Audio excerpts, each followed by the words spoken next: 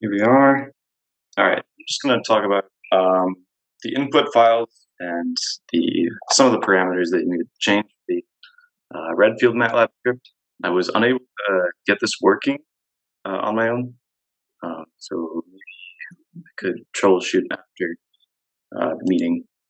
But you require five, I guess, files to do this. You're going to have your triple R file from your correlation script, the output, your energy pop. You should have that as well for the correlation script as well. And then this Redfield script is the main script that we're going to be looking at. You can find it in bin, which is in Korean. But these two down here for master optics and out, we need the script is going to need these to run, and getting them is it's not exactly apparent. So for master optics, it's syntax that's used in the script, but it's initially generated as for master equation in your optimization directory. So you can edit your input overlap to contain your desired orbital interval. I'm going to run this script. When I ran it, it did not generate working files. So this may be incorrect, or I did something incorrect along the way. But this obtains your for master equation file, which can simply be changed or copied to for master optics. Band out just requires you to run another FOSP job to obtain those partial charge densities. That's a pretty quick job typically. It's going to use this in-car PC and your con-car from your optimization. And when this is finished, you run this integration script like we talked about a few weeks ago. And then you're just going to edit this to fit your orbital interval. And then you're going to run this as a Perl script. Band out is just obtained as one of the output files, and you can copy this to your personal computer. So in the MATLAB script, this is in the Redfield script. Like the other script, you're going to just need to change this HOMO, this OMIN, and this OMAX, like I talked about before. That's just whatever your energy pop specifies. We talked about that before. But you're going to get a number of different figures when you run the script. This is going to be one of them. This is going to show Fermi energy and the electron in the hole, and over time. You should have new output files after you run the script, CT as states and DEV, HEV, E. I'm not sure what those quite do, but I think I do have some idea. But questions. That's all I was really able to gather. Okay, please join me in thanking Adam. So, any questions in the audience? Any questions online or in the chat line?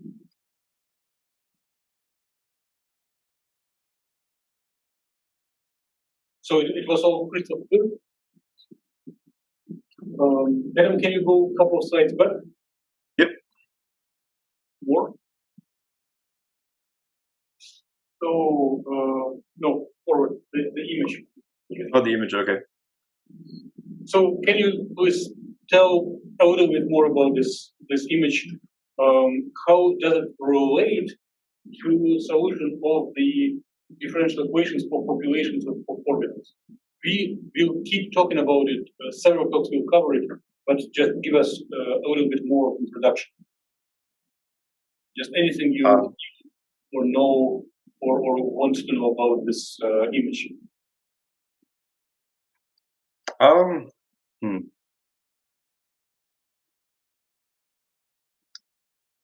It's a hard. I'm not exactly sure how to answer that. Based on the basis that was provided to us by payment, do you see oscillatory or relaxing dynamics? It looks relaxing, yeah. Okay, so nothing oscillates. Okay, it's good. So what is yellow? Okay, what is yellow stripe and what is blue stripe? Yellow stripe is going to be the hole, and blue is going to be electron, I believe. Or opposite? Who cares? Right. Opposite. And what is the initial condition? The initial condition. Your IE and IH. How can we learn it from this diagram? What was the initial condition?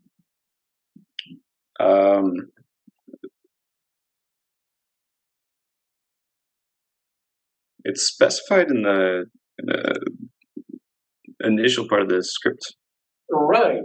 But what if you want to, if you would try to hide this information from us and show us only the blue, this greenish figure? Can we extract your IE and IH just looking at the figure? Yeah. So it's I mean, the difference is going to be. It's the Fermi energy between them should be, or the difference between energy and Fermi energy should be 1 in the initial. So how this image would look like if you would start from IE equals 1 and IH equals 1? It would just be, would it be 0.5 or would it be, I'm not sure. No, you started showing in the right spot. And I feel that you are thinking in the right direction. Sure? Yes. Okay. Can you go to the editing mode and we will just get some annotation? Oh, yeah. So let's go.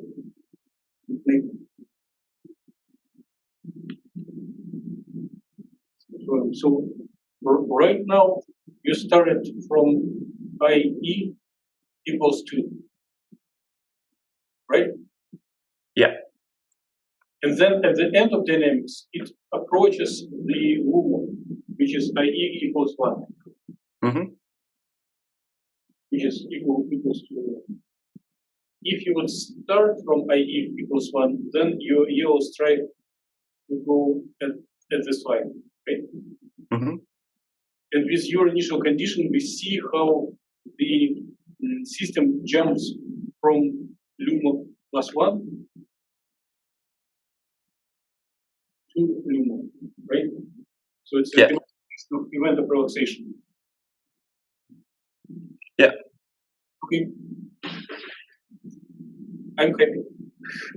Other more questions in the audience or online or in the chat line? So more questions. One? I have a question. Oh, please, Amir. For which kind of material did you plot this figure, Adam? So this was just the materials provided for us. This was not my system. So this was the just with the files presented. I see. Because I had the question why electron relaxation is faster than the fold in this system. But okay, since it's not your research, that's fine. So the credit for this data set goes to Kia. So it was data set from her paper, and maybe if she wants, she can answer or just postpone the discussion. But the system here is the single oligomer of conjugated polymer, like cis-pol, etc. I mean, does it partially satisfies your curiosity? Yes, because I saw such that behavior also for PCBM systems. Systems including PCBM, but do not have a solid answer for that right now. Why pole relaxation is slower than the electron relaxation in such that systems? Yeah, you can keep digging in this direction, but maybe it is a common feature of conjugated organic systems. for those systems based on non-Fullerian acceptors, I didn't see such that behavior.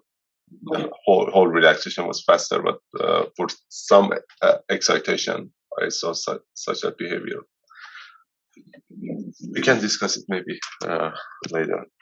By the way, thank you, Adam. So let's count down once again. More questions to Adam 1, more questions to Adam 2, more questions to Adam 3. Let's thank Adam once again.